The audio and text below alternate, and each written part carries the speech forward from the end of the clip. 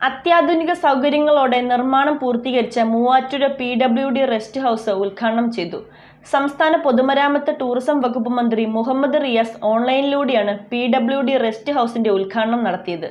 മുൻ MLA എൽദോ എബ്രഹാമിന്റെ കാലഘട്ടത്തിൽ അനുവദിച്ച തുകയുപയോഗിച്ചാണ് റെസ്റ്റ് ഹൗസിന്റെ നിർമ്മാണം പൂർത്തീകരിച്ചത്. പുതിയതായി നിർമ്മിച്ച PWD റെസ്റ്റ് ഹൗസിന്റെ ഉദ്ഘാടനം പൊതുമരാമത്ത് വകുപ്പ് മന്ത്രി PA മുഹമ്മദ് റിയാസ് ഓൺലൈനായി നിർവഹിച്ചു. കിഫ്ബി വഴി 528 പദ്ധതികൾക്കായി 46,145 കോടി രൂപയാണ് PWD മാത്രമായി അനുവദിച്ചത്.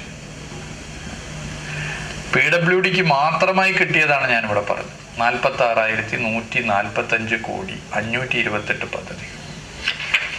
ഇതൊക്കെ ഒരു 10-30 കൊല്ലം കഴിഞ്ഞ് വരേണ്ട പദ്ധതികളാണ്. കാരണം കേരളത്തിൻ്റെ ഒരു സ്ഥിതി വെച്ച് ഇതിനൊക്കെ ഫണ്ടില്ല. അവിടെയാണ് കിഫ്ബി വന്നു.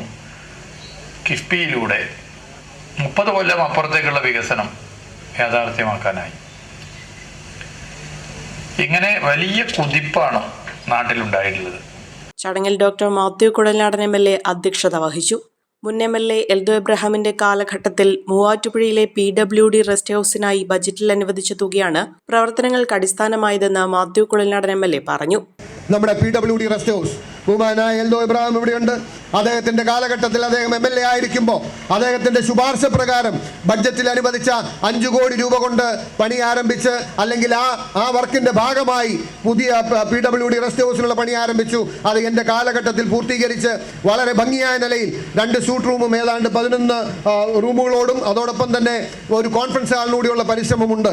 അതിന് തൊട്ട് അദ്ദേഹം PWD റെസ്റ്റ് ഹൗസിന് ബഡ്ജറ്റിൽ പണം അനുവദിച്ചതുകൊണ്ടാണ് ഞാൻ അടുത്ത എൻ്റെ ബഡ്ജറ്റ് ശുപാർശ വന്നപ്പോൾ അതിനോട് തൊട്ട് ചേർന്നുള്ള PWD കോംപ്ലക്സിന് 5 കോടി രൂപ ഞാൻ അനുവദിക്കാൻ കാരണം. അപ്പോൾ ആ പ്രദേശത്തിന് തന്നെ വലിയൊരു മാറ്റമുണ്ടാകും. അങ്ങനെ തുടർച്ചയാണ് ഭരണം എന്ന് പറയുന്നത്, തുടർച്ചയാണ്. സ്വാഭാവികമായിട്ടും അദ്ദേഹം അത് കൊടുത്തതുകൊണ്ട് അതിൻ്റെ തൊട്ട് ചേർന്നിരിക്കുന്ന PWD കോംപ്ലക്സുകളെല്ലാം പഴയ കെട്ടിടങ്ങൾ പോലെ ചോർന്നൊലിച്ച് നിൽക്കുമ്പോൾ ആ പ്രദേശത്തിന് ഒരു തെളിമയുണ്ടാകില്ല.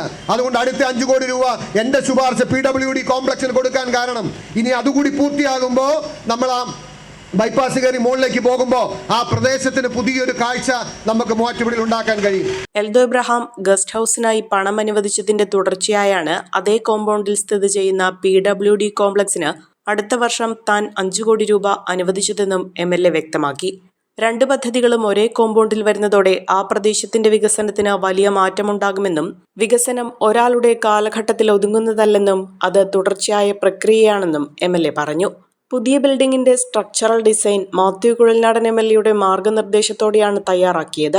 3 നിലകളിലായി വിഭാവനം ചെയ്ത റെസ്റ്റ് ഹൗസിന്റെ 2 നിലകളാണ് ആദ്യഘട്ടമായി പൂർത്തിയാക്കിയത്.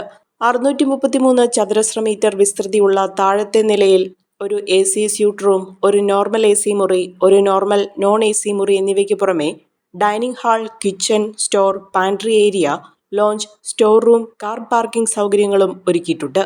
593 ചതുരശ്ര മീറ്റർ വിസ്തൃതിയുള്ള 2ാം നിലയിൽ ഒരു AC suit room, 2 normal AC മുറികൾ, 7 നോൺ AC മുറികൾ എന്നിവയും ഉൾപ്പെടുത്തിയിട്ടുണ്ട്. കൂടാതെ 94,500 ലിറ്റർ ശേഷിയുള്ള മഴവെള്ള സംഭരണി സംവിധാനവും ഓവർഹെഡ് അണ്ടർഗ്രൗണ്ട് വാട്ടർ ടാങ്കുകളും ഉൾപ്പെടുന്ന ഫയർ സേഫ്റ്റി സംവിധാനങ്ങളും ഇവിടെ ഒരുക്കിയിട്ടുണ്ട്. പുതിയ റെസ്റ്റ് ഹൗസ് സൗകര്യം പ്രദേശത്തെ പൊതുജനങ്ങൾക്കും വിവിധ ആവശ്യങ്ങൾക്കായി മൂവാറ്റുപുഴയിലെത്തുന്ന ഉദ്യോഗസ്ഥർക്കും ഏറെ പ്രയോജനപ്പെടും.